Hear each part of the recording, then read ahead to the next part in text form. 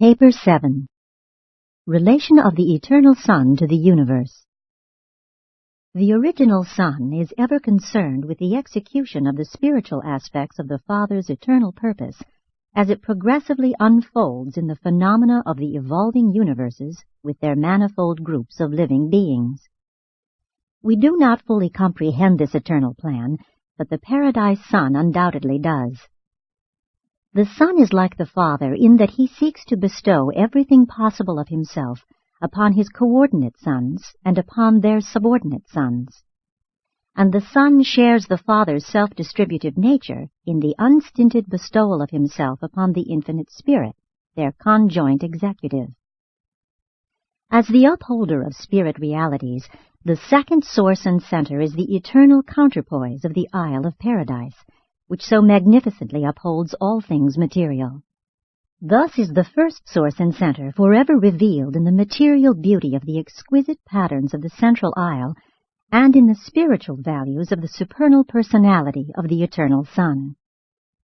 The Eternal Sun is the actual upholder of the vast creation of spirit realities and spiritual beings.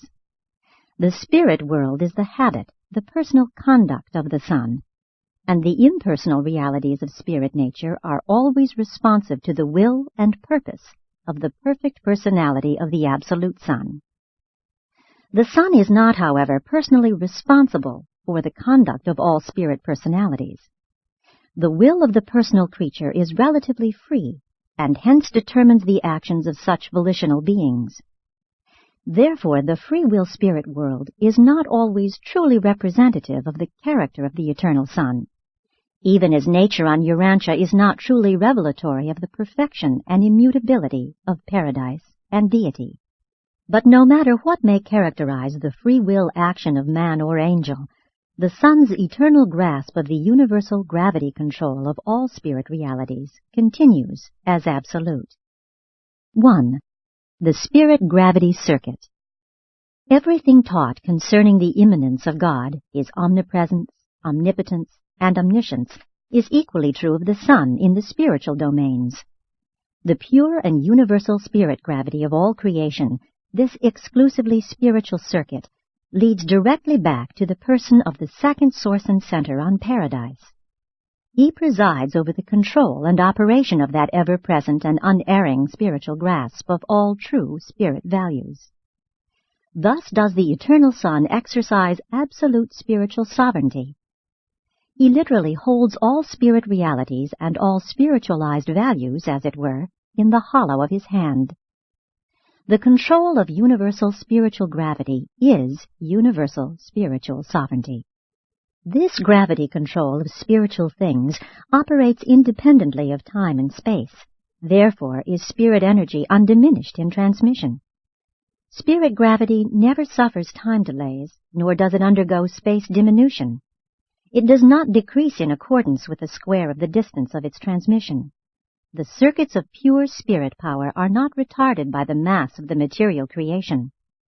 And this transcendence of time and space by pure spirit energies is inherent in the absoluteness of the Sun. It is not due to the interposition of the anti-gravity forces of the third source and center. Spirit realities respond to the drawing power of the center of spiritual gravity in accordance with their qualitative value, their actual degree of spirit nature. Spirit substance, quality, is just as responsive to spirit gravity as the organized energy of physical matter, quantity, is responsive to physical gravity. Spiritual values and spirit forces are real. From the viewpoint of personality, spirit is the soul of creation. Matter is the shadowy physical body. The reactions and fluctuations of spirit gravity are ever true to the content of spiritual values, the qualitative spiritual status of an individual or a world. This drawing power is instantly responsive to the inter- and intra-spirit values of any universe situation or planetary condition. Every time a spiritual reality actualizes in the universes, this change necessitates the immediate and instantaneous readjustment of spirit gravity. Such a new spirit is actually a part of the second source and center. and just as certainly as mortal man becomes a spiritized being, he will attain the spiritual sun, the center and source of spirit gravity. The sun's spiritual drawing power is inherent to a lesser degree in many paradise orders of sonship, for there do exist within the absolute spirit gravity circuit those local systems of spiritual attraction that function in the lesser units of creation. Such sub-absolute focalizations of spirit gravity are a part of the divinity of the creator personalities of time and space, and are correlated with the emerging experiential over-control of the Supreme Being. Spirit gravity pull and response thereto operate not only on the universe as a whole, but also even between individuals and groups of individuals. There is a spiritual cohesiveness among the spiritual and spiritized personalities of any world, race, nation, or believing group of individuals.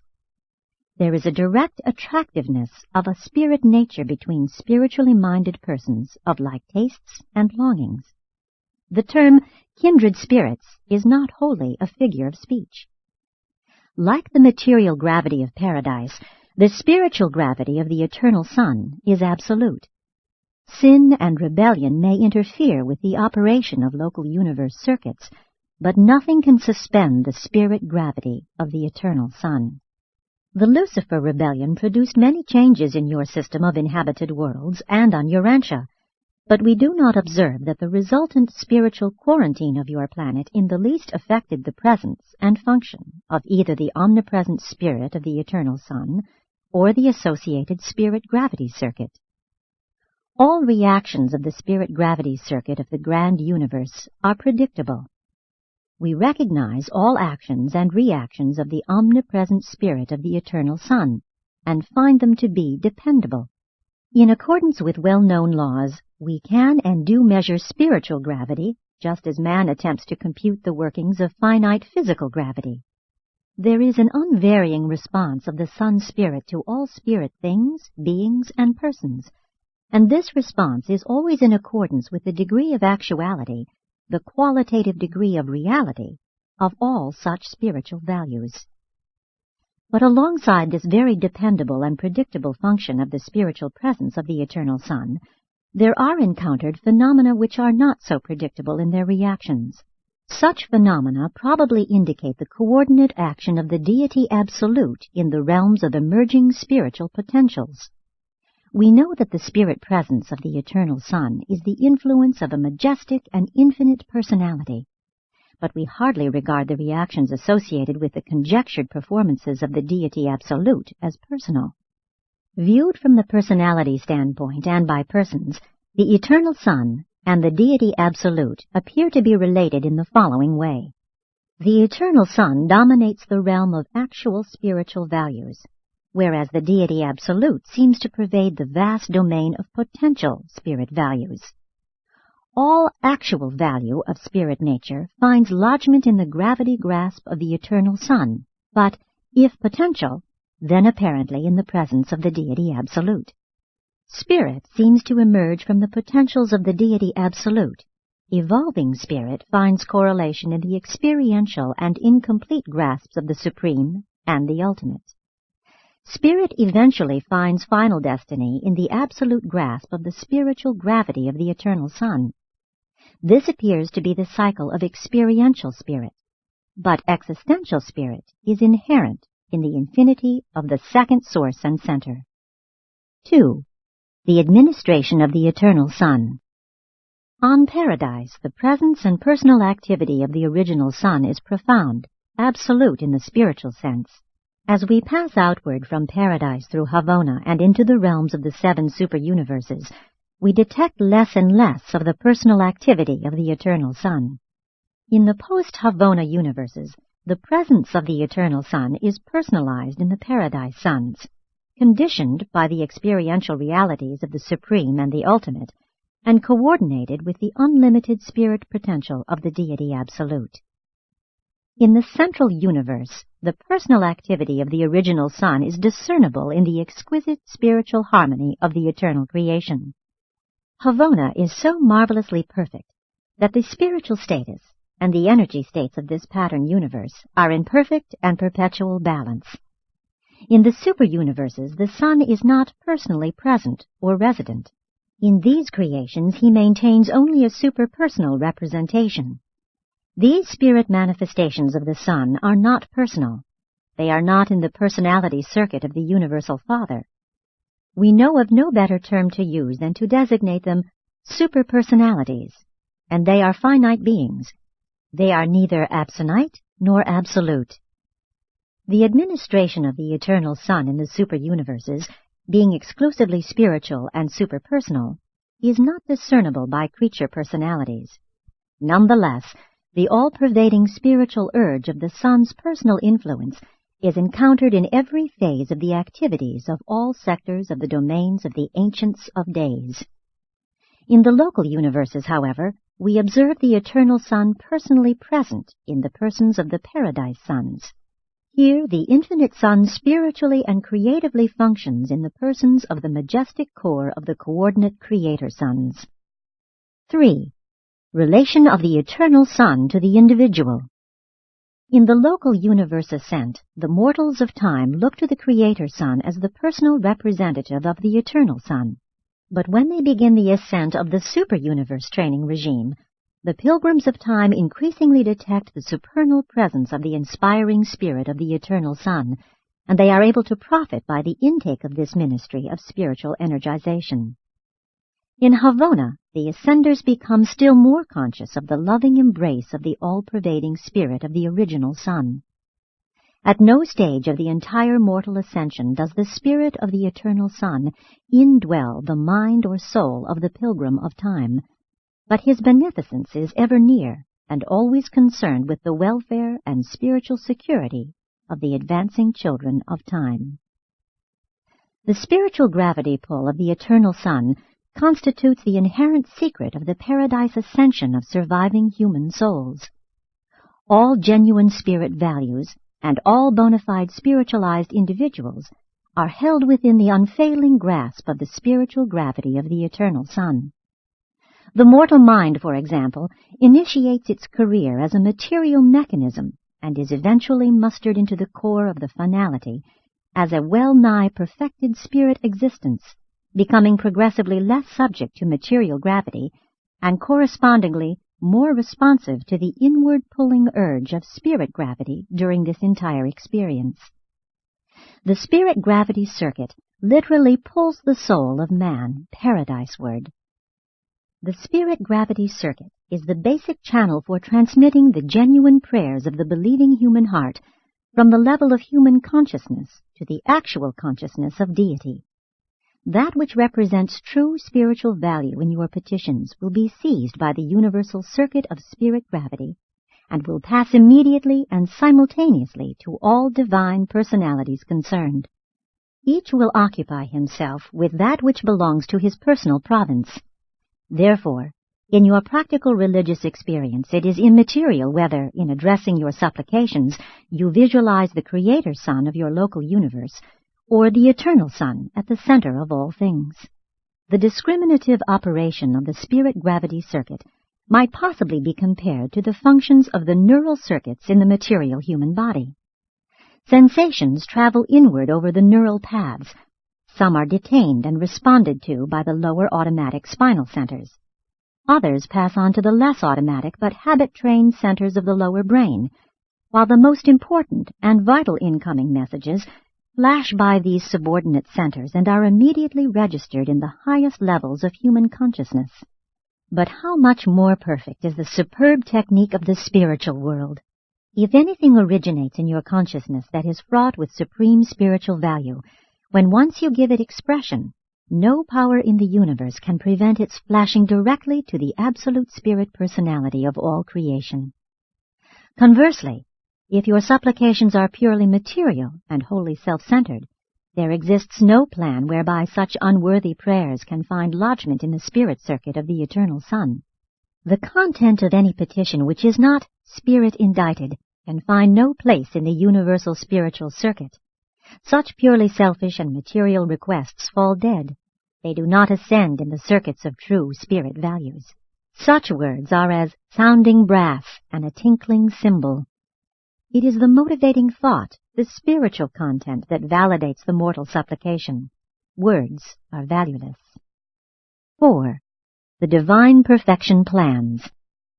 The Eternal Son is in everlasting liaison with the Father in the successful prosecution of the divine plan of progress. The universal plan for the creation, evolution, ascension, and perfection of will creatures.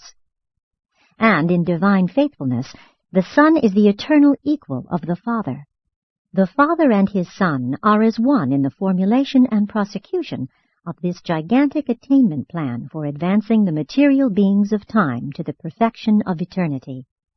This project for the spiritual elevation of the ascendant souls of space is a joint creation of the Father and the Son, and they are, with the cooperation of the Infinite Spirit, engaged in associative execution of their divine purpose. This divine plan of perfection attainment embraces 3 unique, though marvelously correlated, enterprises of universal adventure. 1. The plan of progressive attainment. This is the Universal Father's plan of evolutionary ascension, a program unreservedly accepted by the Eternal Son when he concurred in the Father's proposal, "Let us make mortal creatures in our own image." This provision for upstepping the creatures of time involves the Father's bestowal of the thought adjusters and the endowing of material creatures with the prerogatives of personality. 2. The bestowal plan. The next universal plan is the great Father revelation enterprise of the Eternal Son and his coordinate sons. This is the proposal of the Eternal Son, and consists of his bestowal of the sons of God upon the evolutionary creations, there to personalize and factualize, to incarnate and make real the love of the Father and the mercy of the Son to the creatures of all universes. Inherent in the bestowal plan, and as a provisional feature of this ministration of love, the Paradise Sons act as rehabilitators of that which misguided creature will has placed in spiritual jeopardy. Whenever and wherever there occurs a delay in the functioning of the attainment plan, if rebellion perchance should mar or complicate this enterprise, then do the emergency provisions of the bestowal plan become active forthwith. The Paradise Sons stand pledged and ready to function as retrievers, to go into the very realms of rebellion and there restore the spiritual status of the spheres. And such a heroic service a coordinate Creator Son did perform on Urantia in connection with his experiential bestowal career of sovereignty acquirement. 3. The plan of mercy ministry. When the attainment plan and the bestowal plan had been formulated and proclaimed, alone and of himself the Infinite Spirit projected and put in operation the tremendous and universal enterprise of mercy ministry. This is the service so essential to the practical and effective operation of both the attainment and the bestowal undertakings, and the spiritual personalities of the third source and center all partake of the spirit of mercy ministry, which is so much a part of the nature of the third person of deity. Not only in creation, but also in administration, the Infinite Spirit functions truly and literally as the conjoint executive of the Father and the Son. The Eternal Son is the personal trustee, the divine custodian of the Father's universal plan of creature ascension. Having promulgated the universal mandate, "Be you perfect, even as I am perfect," the Father entrusted the execution of this tremendous undertaking to the Eternal Son, and the Eternal Son shares the fostering of this supernal enterprise with his divine coordinate, the Infinite Spirit. Thus do the deities effectively cooperate in the work of creation, control, evolution, revelation, and ministration, and, if required, in restoration and rehabilitation. 5. The Spirit of Bestowal. The Eternal Son, without reservation, joined with the Universal Father in broadcasting that tremendous injunction to all creation, "Be you perfect, even as your Father in Havona is perfect." And ever since, that invitation command has motivated all the survival plans and the bestowal projects of the Eternal Son and his vast family of coordinate and associated sons. And in these very bestowals the sons of God have become to all evolutionary creatures the way, the truth, and the life. The Eternal Son cannot contact directly with human beings as does the Father through the gift of the pre-personal thought adjusters, but the Eternal Son does draw near to created personalities by a series of downstepping gradations of divine sonship until he is enabled to stand in man's presence and, at times, as man himself. The purely personal nature of the Eternal Son is incapable of fragmentation. The Eternal Son ministers as a spiritual influence or as a person, never otherwise. The Son finds it impossible to become a part of creature experience in the sense that the Father Adjuster participates therein, but the Eternal Son compensates this limitation by the technique of bestowal. What the experience of fragmented entities means to the Universal Father, the incarnation experiences of the Paradise Sons mean to the Eternal Son. The Eternal Son comes not to mortal man as the divine will, the thought adjuster indwelling the human mind, but the Eternal Son did come to mortal man on Urantia when the divine personality of his Son, Michael of Nebadon, incarnated in the human nature of Jesus of Nazareth. To share the experience of created personalities, the Paradise Sons of God must assume the very natures of such creatures and incarnate their divine personalities as the actual creatures themselves. Incarnation, the secret of Son Errington, is the technique of the Son's escape from the otherwise all-encompassing fetters of personality absolutism. Long, long ago, the Eternal Son bestowed himself upon each of the circuits of the central creation for the enlightenment and advancement of all the inhabitants and pilgrims of Havona, including the ascending pilgrims of time. On none of these 7 bestowals did he function as either an ascender or a Havoner. He existed as himself. His experience was unique. It was not with or as a human or other pilgrim, but in some way associative in the superpersonal sense. Neither did he pass through the rest that intervenes between the inner Havona circuit and the shores of paradise. It is not possible for him, an absolute being, to suspend consciousness of personality, for in him center all lines of spiritual gravity. And during the times of these bestowals, the central paradise lodgment of spiritual luminosity was undimmed, and the Son's grasp of universal spirit gravity was undiminished. The bestowals of the Eternal Son in Havona are not within the scope of human imagination. They were transcendental. He added, too, the experience of all Havona then and subsequently, but we do not know whether he added to the supposed experiential capacity of his existential nature. That would fall within the bestowal mystery of the Paradise Sons.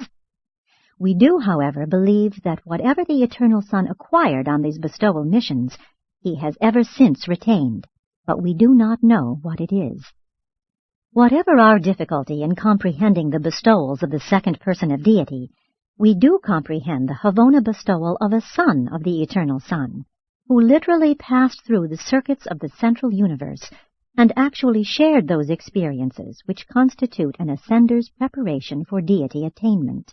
This was the original Michael, the firstborn Creator Son, and he passed through the life experiences of the ascending pilgrims from circuit to circuit, personally journeying a stage of each circle with them in the days of Grand Fanda, the first of all mortals to attain Havona.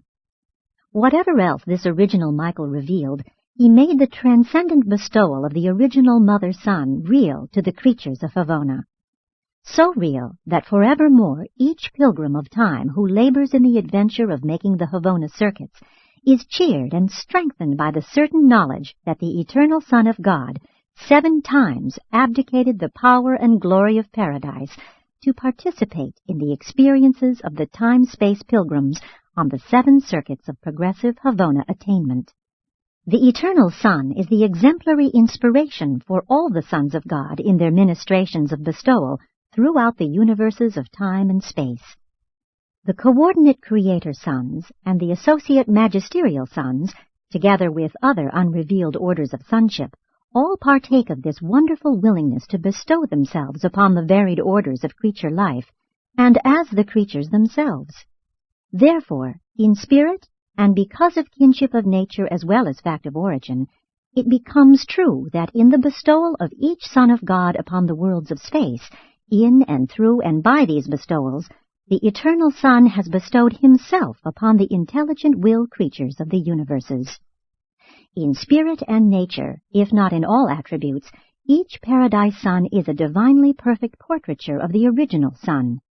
It is literally true, whosoever has seen a Paradise Son has seen the Eternal Son of God. 6. The Paradise Sons of God. The lack of a knowledge of the multiple sons of God is a source of great confusion on Urantia, and this ignorance persists in the face of such statements as the record of a conclave of these divine personalities, when the sons of God proclaimed joy, and all of the morning stars sang together.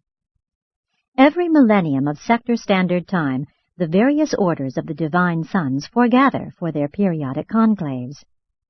The Eternal Son is the personal source of the adorable attributes of mercy and service which so abundantly characterize all orders of the descending sons of God as they function throughout creation. All the divine nature, if not all the infinity of attributes, the Eternal Son unfailingly transmits to the Paradise Sons, who go out from the Eternal Isle to reveal his divine character to the universe of universes. The original and eternal Son is the offspring person of the first, completed, and infinite thought of the Universal Father. Every time the Universal Father and the Eternal Son jointly project a new, original, identical, unique, and absolute personal thought, that very instant this creative idea is perfectly and finally personalized in the being and personality of a new and original Creator Son. In spirit nature, divine wisdom, and coordinate creative power, these Creator Sons are potentially equal with God the Father and God the Son. The Creator Sons go out from paradise into the universes of time and, with the cooperation of the controlling and creative agencies of the third source and center, complete the organization of the local universes of progressive evolution. These sons are not attached to, nor are they concerned with, the central and universal controls of matter, mind, and spirit. Hence are they limited in their creative acts by the pre-existence, priority, and primacy of the first source and center and his coordinate absolutes. These sons are able to administer only that which they bring into existence. Absolute administration is inherent in priority of existence and is inseparable from eternity of presence. The Father remains primal in the universes. Much as the Creator Sons are personalized by the Father and the Son, so are the magisterial sons personalized by the Son and the Spirit. These are the sons who, in the experiences of creature incarnation, earn the right to serve as the judges of survival in the creations of time and space. The Father, Son, and Spirit also unite to personalize the versatile Trinity Teacher Sons, who range the grand universe as the supernal teachers of all personalities, human and divine. And there are numerous other orders of paradise sonship that have not been brought to the attention of Urantia mortals. Between the original Mother Sun and these hosts of paradise sons scattered throughout all creation, there is a direct and exclusive channel of communication, a channel whose function is inherent in the quality of spiritual kinship, which unites them in bonds of near absolute spiritual association. This intersonship circuit is entirely different from the universal circuit of spirit gravity, which also centers in the person of the second source and center. All sons of God who take origin in the persons of the paradise deities are in direct and constant communication with the eternal Mother Sun. And such communication is instantaneous. It is independent of time, though sometimes conditioned by space. The Eternal Son not only has at all times perfect knowledge concerning the status, thoughts, and manifold activities of all orders of paradise sonship, but he also has perfection of knowledge at all times regarding everything of spiritual value which exists in the hearts of all creatures in the primary central creation of eternity and in the secondary time creations of the coordinate Creator Sons. 7. The Supreme Revelation of the Father. The Eternal Son is a complete, exclusive, universal, and final revelation of the Spirit and the personality of the Universal Father. All knowledge of and information concerning the Father must come from the Eternal Son and his Paradise Sons. The Eternal Son is from eternity, and is wholly and without spiritual qualification, one with the Father. In divine personality they are coordinate. In spiritual nature they are equal. In divinity they are identical. The character of God could not possibly be intrinsically improved upon in the person of the Son, for the Divine Father is infinitely perfect. But that character and personality are amplified by divestment of the non-personal and non-spiritual, or revelation to creature beings. The first source and center is much more than a personality, but all of the spirit qualities of the Father personality of the first source and center are spiritually present in the absolute personality of the Eternal Son. The primal Son and his sons are engaged in making a universal revelation of the spiritual and personal nature of the Father to all creation. In the central universe, the superuniverses, the local universes, or on the inhabited planets, it is a paradise Son who reveals the universal Father to men and angels. The Eternal Son and his sons reveal the avenue of creature approach to the universal Father, and even we of high origin understand the Father much more fully as we study the revelation of his character and personality in the Eternal Son and in the sons of the Eternal Son. The Father comes down to you as a personality only through the divine sons of the Eternal Son, and you attain the Father by this same living way. You ascend to the Father by the guidance of this group of divine sons, and this remains true notwithstanding that your very personality is a direct bestowal of the Universal Father. In all these widespread activities of the far-flung spiritual administration of the Eternal Son, do not forget that the Son is a person just as truly and actually as the Father is a person. Indeed, to beings of the one-time human order, the Eternal Son will be more easy to approach than the Universal Father. In the progress of the pilgrims of time through the circuits of Havona, you will be competent to attain the Son long before you are prepared to discern the Father. More of the character and merciful nature of the Eternal Son of Mercy you should comprehend as you meditate on the revelation of these divine attributes, which was made in loving service by your own Creator Son, one-time Son of Man on earth, now the exalted Sovereign of your local universe, the Son of Man and the Son of God. Indicted by a divine counselor assigned to formulate this statement depicting the Eternal Son of Paradise.